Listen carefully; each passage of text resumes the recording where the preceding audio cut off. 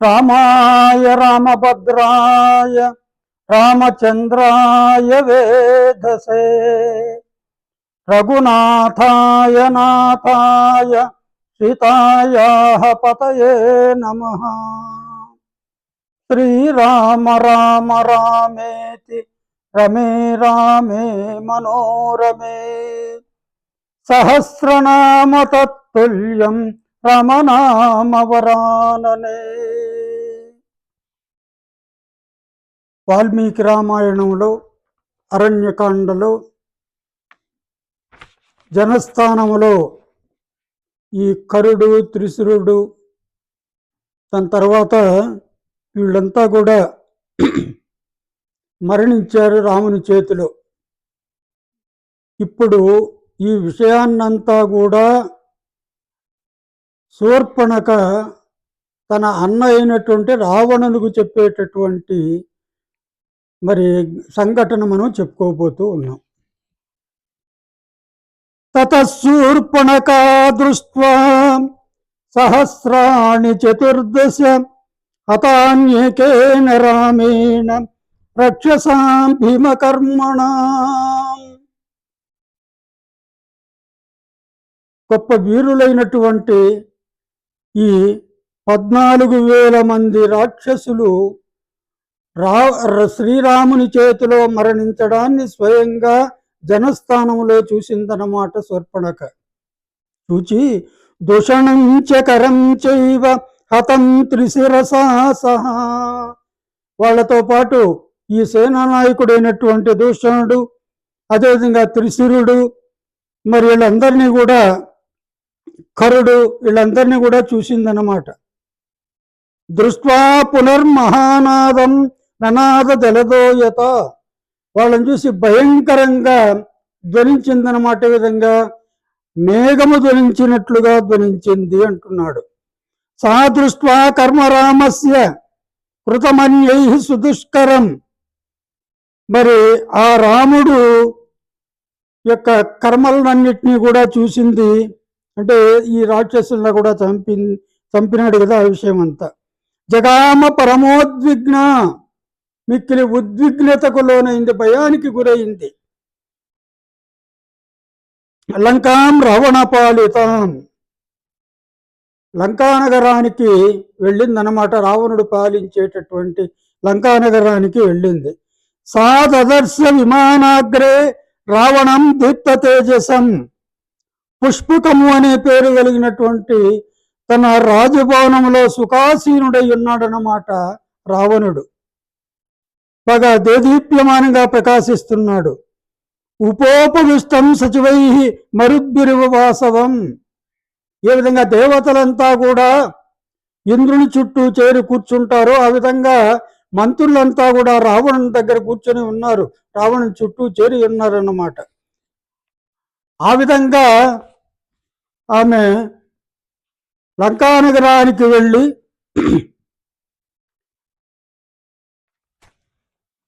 ఆ రావణుణ్ణి చూసిందన్నమాట. ఎవరు? శూర్పణఖ. రావణుడు ఎలాంటి వాడంటే 10 వర్ష సహస్రాణి తపస్తత్వ మహావని. 10 వర్ష సహస్రాణి అంటూ ఉన్నాడు. 10,000 సంవత్సరాలు తపం చేశాడట రావణుడు ఇక్కడ మహావనములో. పురా స్వయంభువే ధీర శిరాంసి ఉపజహారాయ. మరి 10,000 సంవత్సరాలు తపస్సు చేస్తే బ్రహ్మదేవుడు ప్రత్యక్షమయ్యాడన్నమాట. ఆ బ్రహ్మకు తన యొక్క 10 తలలను సమర్పించాడట. దేవదానవ గంధర్వ పిశాచ పతఘోరకై మరి అభయం యస్య సంగ్రామే మృత్యుతో మానుషాదృతే. అందులకు సంతసించాడు బ్రహ్మదేవుడు. అతని యొక్క తపస్సుకు వరం కోరుకోమన్నాడు. అతడు ఏ వరం కోరుకున్నాడు? దేవదానవ గంధర్వ పిశాచ పతఘోరకై. దేవతలు, దానవులు, గంధర్వులు, పిశాచాలు, దాని తర్వాత పతగాలు అంటే ఏమిటంటే మామూలుగా మిడతలు, ఉరగై పాములు, మరి ఇలాంటి వాటి చేత అభయం యస్య సంగ్రామే. మరి యుద్ధంలో అభయాన్ని కోరుకున్నాడు. వాళ్ళతో నాకు భయం లేకుండా, మరణం లేకుండా వరం ఇవ్వు అన్నాడు. మృత్యుతో మానుషాదృతే. కాకపోతే ఆఫ్టర్ ఆల్ మానవుడు అనుకున్నాడో ఏమో, మానవుని నుండి మరణం లేకుండా కోరుకోలేదన్నమాట. దాని తర్వాత ఏమిటంటే రావణం సర్వభూతానాం సర్వలోక భయావహం. మరి ఆ రావణుడు ఎలాంటి వాడు? సమస్త ప్రాణులకు సర్వలోక భయావహం, అన్ని లోకాలకు భయాన్ని చేకూర్చేటటువంటి వాడన్నమాట అతడు. రాక్షసి భ్రాతరం సూరం సా దదర్శ మహాబలం. రాక్షసి అయినటువంటి ఆ శూర్పణఖ సోదరుడైనటువంటి ఆ రావణుణ్ణి మహాబల సంపన్నుడిగా ఆయన్ని చూసిందన్నమాట. తం దివ్య వస్త్రాభరణం దివ్య మాల్యోపశోభితం. మరి మంచి మంచి వస్త్రాలు ధరించి ఉన్నాడు. దివ్యములైనటువంటి పట్టు పీతాంబరాలు అని ఏదో మనం అంటాం కదా, ఆ విధంగా దివ్య మాల్యోపశోభితం. మరి విలువైనటువంటి మాలలను కూడా ధరించి ఉన్నాడు. దేదీప్యమానంగా ప్రకాశిస్తున్నాడు అన్నమాట. ఆసనే సూపవిష్టంచ. ఆసనములో బాగా కూర్చుని ఉన్నాడు. కాల వివోద్యతాం అంటూ ఉన్నాడు. ఈ ప్రళయకాలంలో ఉన్నటువంటి ఆ యముని వలె భీకరుడై ఉన్నాడన్నమాట ఆమె చూసినప్పుడు.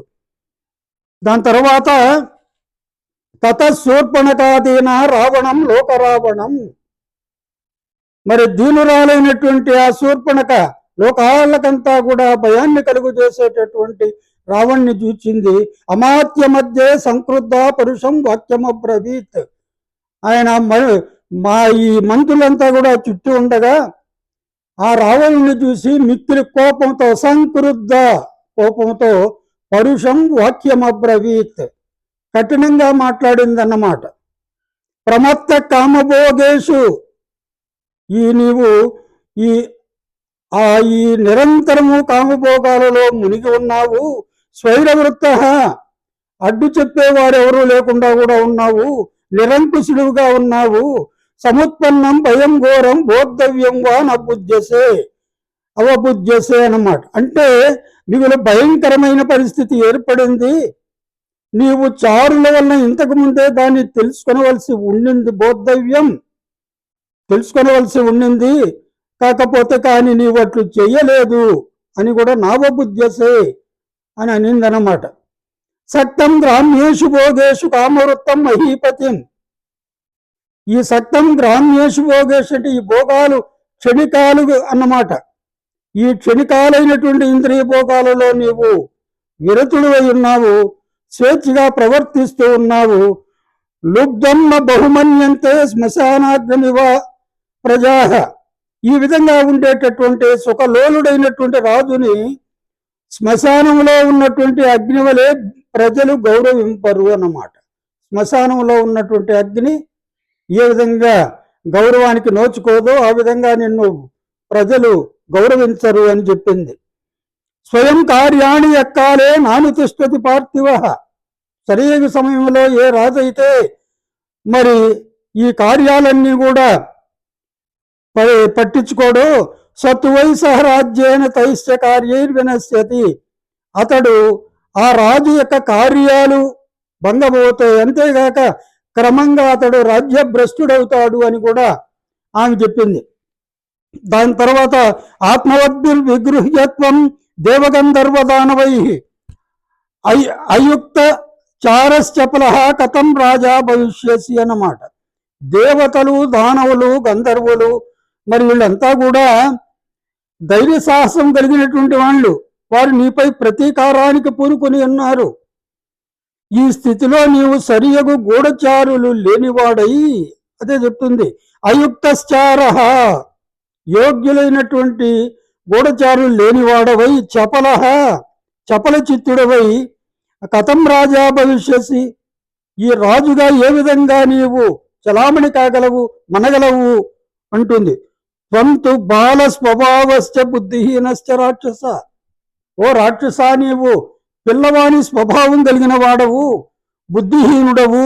జ్ఞాతవ్యంతున జానీషే, తెలుసుకోవలసిన దాన్ని తెలుసుకోవు. కథం రాజా భవిష్యసి అని అంటూ ఉంది. అంటే ఈ చారులనే వాళ్ళ వల్ల అన్నీ తెలుసుకోవాలన్నమాట రాజు. స్వపర రాష్ట్ర కార్య జ్ఞాపక చార, తమ ఇతరుల యొక్క కార్యము అకార్యములను తెలుసుకొని చెప్పేవాడు చారుడు అని. అంటే స్వదేశమునందు ఇతర దేశములలోనూ జరుగుచున్న, తన దేశంలో జరిగేటటువంటివి ఇతరుల దేశాలలో జరుగుతున్నటువంటివి, జరగబోయేటటువంటి పరిణామాలను గుర్తించాలి. కర్తవ్యములను ఇది చెయ్యాలి, ఇది చెయ్యకూడదు అని ఎప్పటికప్పుడు తెలుపుచుండు వాడే సరియగు గూఢచారి అని. మరి గోవిందరాజీయం అని ఇప్పుడు రామాయణానికి వ్యాఖ్యానం రాశాడు ఒక ఆయన. ఆ గోవిందరాజీయ వ్యాఖ్యానంలో ఇదంతా కూడా ఉంది. దాని తర్వాత ఏషాం చారశ్చ కోశశ్చ నయశ్చ జయితాంబర, అంటే విజేతలలో శ్రేష్ఠుడైనటువంటి ఓ రావణ, గూఢచారులపై అదుపు లేనివారు, కోశాధికారము యొక్క అభివృద్ధిపై దృష్టి పెట్టనివాడు, నీతి లేనివారు రాజుల మూర్ఖులతో సమానులు అన్నారు. అంటే గూఢచారులపై అదుపు ఉండాలి, అదేవిధంగా కోశాధికారం ధనాగారం అది అభివృద్ధిని పెంచుకుంటూ ఉండాలన్నమాట, దానిపైన దృష్టి పెట్టాలి. అదేవిధంగా నీతి లేనటువంటి వాళ్ళు నీతిమంతులుగా ఉండాలన్నమాట రాజులు. అలాంటి వాళ్ళు కానటువంటి వాళ్ళు మూర్ఖులతో సమానులు, అంటే నీతి లేనటువంటి వాళ్ళు మూర్ఖులు. యస్మాత్ పశ్యంతి దూరస్థాన్ సర్వాన్ అర్థాన్ నరాధిపా చారేణ తస్మాదుచ్యంతే రాజానో దీర్ఘచక్షుష. సమర్థులైనటువంటి గూఢచారుల ద్వారా ఈ భవిష్యత్తులో జరగబోయేటటువంటి పరిణామాలు ప్రయోజనాలను గ్రహించాలి రాజు. రాజ్యమును గ్రహిస్తూ రాజ్యమును చక్కగా పాలించువారే దూరదృష్టి గల ప్రభువులుగా వాసిగాంతురు. దీర్ఘచక్షుష అన్నమాట. దీర్ఘచక్షుష అంటే ఏంటి? దూరదృష్టి కలిగిన వాళ్ళు అని. అంటే రాజులు చారచక్షుష అని కూడా కిరాతార్జునంలో చెప్తారు. చారచక్షుష అంటే ఏంటి? గూఢచారులే కన్నులుగా కలిగిన వాడు మంచి రాజు అని అంటాడు అన్నమాట. ఇక్కడ రామాయణంలో ఏమిటో దీర్ఘచక్షుష అంటున్నాడు. దూరదృష్టి కలిగినటువంటి వాళ్ళే ప్రభువులుగా ప్రసిద్ధి చెందుతారు అని. ఏటి విషయాలలో? గూఢచారుల ద్వారా భవిష్యత్తును, ప్రయోజనాలను, రాజ్యాన్ని చక్కగా పాలించే వాళ్ళే అని. భవిష్యత్తు పరిణామాలు, జరగబోయేటటువంటి పరిణామాలను కూడా తెలుసుకోవాలి. అయుక్తచారం మన్యేత్వాం ప్రాకృతై సచివైర్వ్రతం. నీ దగ్గర ఉన్నటువంటి ఈ మూర్ఖులైనటువంటి వాళ్ళు అన్నమాట, అమాత్యులంతా కూడా. మరి స్వజనంతు జనస్థానం హతయో నావబుద్ధ్యసే.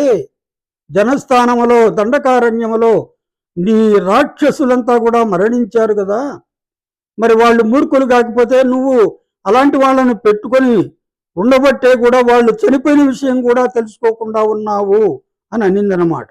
14 సహస్రాన్ని రక్షసాం క్రూరకర్మణం.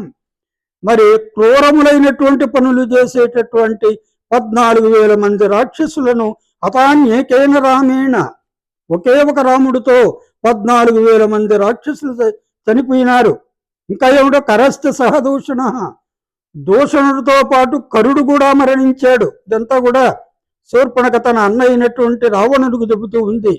ఋషీణాం అభయం దత్తం కృతక్షేమాశ్చ దండకాహ. దండకారణ్యంలో ప్రవేశించి అక్కడ తపస్సు ఆచరించి యజ్ఞయాగాదులు చేసేటటువంటి ఋషులకంతా కూడా అభయం ఇస్తూ, మరి నేనున్నాను మీకేం పర్వాలేదు అని చెబుతూ, దర్శితం చ జనస్థానం రామేణ క్లిష్ట కర్మణ, అంటే క్షేమంగా ఆ దండకారణ్యాన్నంతా కూడా శ్రీరామచంద్రుడు కాపాడుతున్నాడు అనే విషయం కూడా చెప్పిందనమాట. దాని తర్వాత ఏమిటంటే అతిమానినం అగ్రాహ్యం ఆత్మసంభావితం నరం క్రోధినం వ్యసనేహంతి స్వజనోపి మహీపతిం. అంటే అంతులేని గర్వం కలిగిన వాడు, సత్పురుషుల యొక్క దరి చేరనివాడు, దగ్గరికి పోనివాడు, తనను తాను గొప్పవాణిగా భావించేవాడు, నయ అపనయనములను ఎలుంగుక క్రోధమును ప్రకటించేవాడు, అంటే ఇది నీతి ఇది అవినీతి అని తెలుసుకోకుండా కోపాన్ని ఎవరైతే ప్రదర్శిస్తూ ఉంటారో అలాంటి రాజుకు దుస్థితి ఎదురైనప్పుడు స్వజనులే హాని గుర్తురు. స్వజనులు అంటే తనవారే హానిని కలుగు చేస్తారు.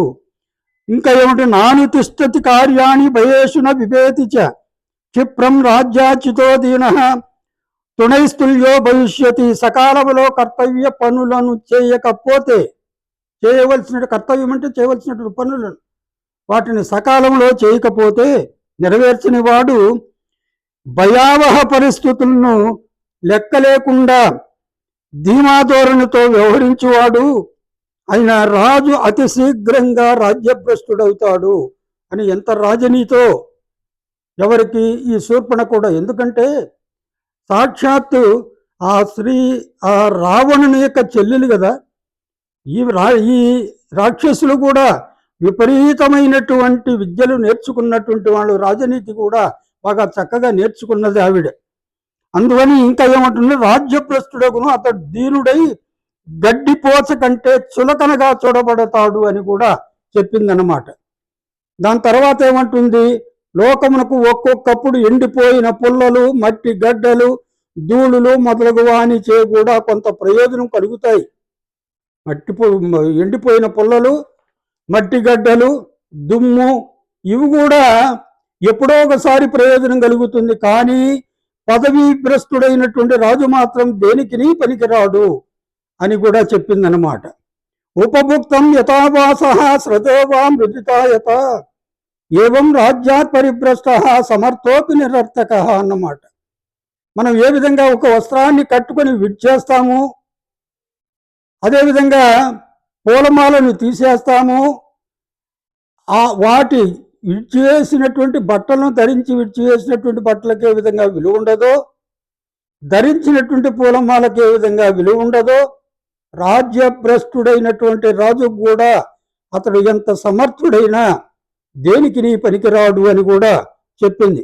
అప్రమత్తశ్చయో రాజా, ఏ రాజైతే అప్రమత్తుడై ఉంటాడో, సర్వజ్ఞుడై ఉంటాడో, ఇంద్రియాలను జయించి ఉంటాడో, మరి చేసిన మేలును మరువకుండా ఉంటాడో, ధర్మస్వభావాన్ని కలిగి ఉంటాడో, సరాజా తిష్టతే చిరం. అప్రమత్తశ్చయో రాజా సర్వజ్ఞో విజితేంద్రియ కృతజ్ఞో ధర్మశీలశ్చ సరాజా తిష్టతే చిరం. అతడు శాశ్వతంగా ప్రజల యొక్క గుండెల్లో ఉండిపోతాడు అని అంటుంది. అయినాభ్యాం ప్రసుప్తోపి జాగర్తిన ఏ చక్షుష అంటున్నాడు. వ్యక్త క్రోధ ప్రసాదశ్చ సరాజా పూజ్యతే జనై అంటున్నాడు. ఏమిటంటే అనువగు సందర్భములలో క్రోధమును గాని, కోపమును గాని, అనుగ్రహమును గాని ప్రకటించాలి. అట్టి ప్రభువును ప్రజలు చాలా కాలం గౌరవంగా చూస్తారు అంటున్నాడు. చూస్తారు అని అంటూ ఉంది ఆవిడ. త్వంతు రావణ దుర్బుద్ధి గుణైరేతైర్వివర్జిత. ఓ రావణ, నీవు దుర్బుద్ధి కలిగిన వాడవు, ఇప్పుడు చెప్పినటువంటి గుణాలన్నీ కూడా నీకు లేవు. యస్యతే అవిదితశ్చారై రక్షసాంసు మహాన్వద.